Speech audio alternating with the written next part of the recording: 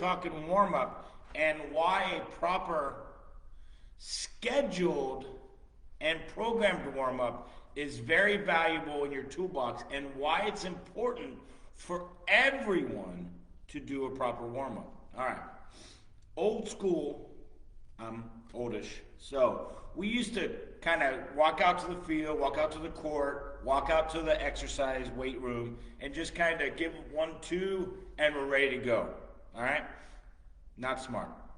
Leads to injuries. You spend the first 15 minutes getting ready anyway, so you're almost wasting that time because you're really truly not optimally performing. What we're trying to do first and foremost with a warm-up is keep you healthy. All right? Second, avoid any injuries that might occur because you're just not ready. See how the first two are about safety? All right. We're also trying to get our brain warmed up, our body warmed up, and optimize the time we have allotted to maximally improve our performance, aka get better. We have a limited time window, right? You don't just have all day, you're busy. Kids have other activities they need to be doing. So as a coach, it's your job to program the warm-up so that you maximize the time allotted and maximize the benefit they're going to receive. All right? So for our warm-up, we focus on 5 things: the brain, the lungs, the heart, the joints, and the muscles.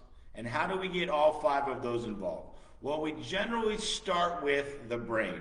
We want to get our central nervous system, our focus, our brain, a chance to wake up. We're distracted all day long and we're preoccupied with other activities. So we typically do skill development movements and skill development drills that allow the brain to be focused on task at hand sports performance. A lot of them are catching drills. A few of them are just simple, easy, balanced movement drills. But they make the brain focus on task at hand instead of being distracted or looking down at your phone or just kind of daydreaming, which are things that kids naturally do. So, first and foremost, get the brain to focus so that it knows task at hand, I need to be paying attention to maximally improve my performance. All right? Second, lungs, breathing. Okay, you ever get a stitch in your side? Part of it is just because we're not necessarily breathing optimally.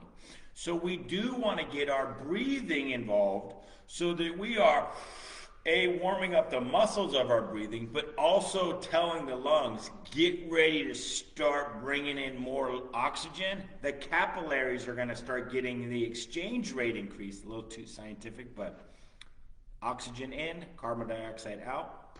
All right, that happens at the capillaries. All right, in the muscles, in the bloodstream, into the muscle. Okay.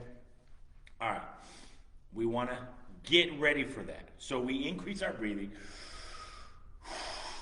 increase our expiration, and we prepare for that. Next, third, our heart. We want to get our heart beating higher, faster, stronger. That way we're pumping out the toxins, pumping in the good stuff, okay? More oxygen, red blood cells, okay? Getting rid of the poisons that are created, aka lactic acid and such. So we want to pump in and pump faster, pump out, and get rid of our clearing rate faster. All right, so that's the heart, that's third. Next, fourth, and these are in no particular order, by the way, but fourth is our joints. The connective tissues that connect our muscles to our bones, aka tendons, our ligaments, which connect bone to bone. So let's say the top of your leg, your femur, and your lower part of your leg, your tibia, are connected by ligaments, connects the top to the bottom. That's how we have structural integrity. So our joints are basically the meeting of two bones connected by ligaments, connecting a tendon to that bone. Real quick anatomy lesson. We want to get all of those moving, increasing the viscosity so that we get looser. All right? Essentially the oils, it's not oil, but let's say it's oil. Like in your car, is going to get heated up so that it flows smoother. Think of sludge moving slowly versus a hot liquid which moves very quickly. We want to increase the heat of that area. Real rudimentary explanation, but you get the picture. Okay? We want to heat up the area. And lastly, number 5 is muscle. We want to stretch our muscles like a rubber band. Everyone grabs a rubber band, pulls it apart, increases the pliability, and our muscles do the exact same thing. We pull them softly and slowly so that we can start to pull them farther and quicker. Our muscles need that same type of pliability in order to be performing at their best, and most importantly, preventing or reducing the risk of injury. So, our warm-up should involve something that gets our brain focused, something that gets our lungs breathing a little deeper and a little bit faster. Our heart should be beating a little bit stronger, a little bit faster, and our heartbeat should be increasing in rate. Our joints should be increasing the heat of the area so that they move better, smoother, softer, and easier. And then our muscles should become more pliable so that they're moving in a more heated, softer on the muscle manner that allows for greater comfortable stretch without being like, really tight and tender. We're trying to avoid those feelings, all right? So those are the 5 things that we need to include in our warm-up. We already talked about the brain, where we do a lot of skill development. We do breathing through movement-based warm-ups. Some of them are mobilities, which we use a lot of mobility stacks, which does take care of a lot of the components. A mobility stack will get you breathing a little bit. It'll get your heartbeat elevated. It'll get your joints lubricated, heated, or hotter. And it'll get your muscles stretching.